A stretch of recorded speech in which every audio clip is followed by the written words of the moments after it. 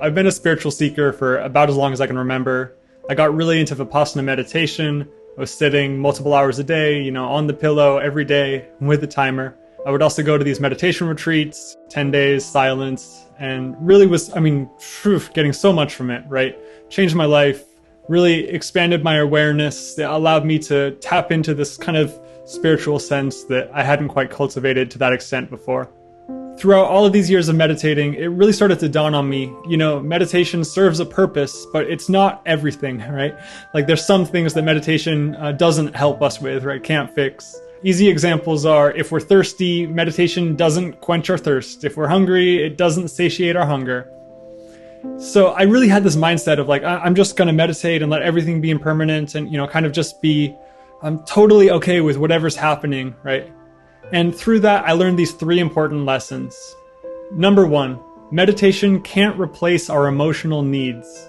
So we're a monkey, right? We're a social creature. As much as we're this kind of Buddha nature, God self, higher self, like whatever that is, we're also just this, we're an animal, right? We have biology, we have desires, and so I really was trying to transcend that, I think, for so long, trying to get to a place where, I need nothing, and doing that so that I could have this spiritual growth, have these awakening experiences that were so motivating for me at that point in my life. This first insight that meditation can't replace our emotional needs really came as like a hard-earned lesson. I was sitting there, year after year and just watching this pain inside me, like meditating and just feeling, wow, this part of me wants love, it wants connection, and taking in this kind of Buddhist perspective, I was just letting it go, and trusting that over time it would just dissipate. It turns out after years of meditating, it didn't dissipate. It was still there. And that's really when I started asking these questions. Maybe there's something I need here. Maybe it's pointing towards something. Maybe our emotions aren't these just transient, brief experiences in time, but are actually signals that are pointing us towards something we need in our lives. Now, I can't overstate how beneficial meditation has been in my life. I'm not discounting it in any way. It really has helped so much. And at the same time, learning that I'm an emotional creature with human needs. I'm basically a monkey that was, for hundreds of thousands of years, developed to have certain things that I need, right? I need love, I need connection. And as much as we meditate, those things don't necessarily go away. It was really a huge turning point in my life to say, okay, I'm going to keep this meditation practice in the background and really come back to being Matt, being me, showing up, asking myself, hey, what do I need? How can I build a life that is really nourishing for me? Which leads right into the second insight, which is that meditation is ultimately about becoming ourselves. Yes, we can have these huge expansive experiences where we find ourselves, a part of everything, the great oneness. And at the same time, seeing that, me, Matt, that I'm actually important. I have a role to play in the universe, that I matter on some level. So while we can have these expanded states of transcendence, of connection to everything, there's also so much to be said for being ourselves, working on our identity. All of these parts matter.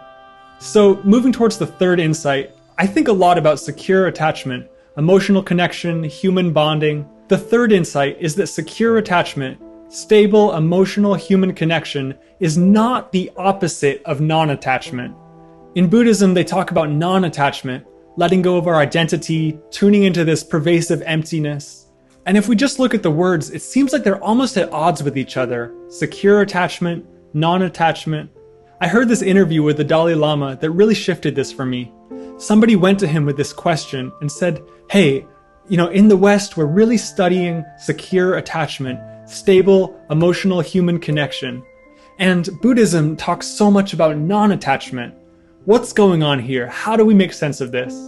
And the Dalai Lama's response really stuck with me. He goes, secure attachment and non-attachment are actually the same thing. He says, in traditional Buddhism, monks are not meditating by themselves. They're in these monasteries. They're surrounded by people. It's a very social experience. And it's actually because of this social nature that we're able to relax enough that we can have these awakening moments. In the traditional Buddhist practices, they have this level of stability. There's others around them. They have their needs met. He goes on to point out, in the West, we're living this quite isolated lifestyle. We're in apartments or we don't know our neighbors. It's kind of everybody for themselves. And then we're taking these Buddhist books and we're reading them and thinking, I should just be okay with everything. I should be non-attached. I don't need anything. We're kind of given this story of the monk that goes up into the cave and meditates and finds enlightenment. And the Dalai Lama in this interview is saying, hey, that's actually not how that works. Secure attachment, that stable emotional connection to the people around us, is actually the basis for spiritual growth. In order to relax, to have these higher consciousness experiences, we need to know that we're not alone. We need to know that there's others who have our back, who support us, who we can reach out to in times of emotional distress or when we need to talk something through. It's really been a profound shift for me to not see my attachment needs, my desires for connection, for love, for reassurance, for hugs, all of these human needs, to not see those as opposite to my spiritual growth, but actually one and the same. They all work together. The more we have that foundation, the more we can spread up and out.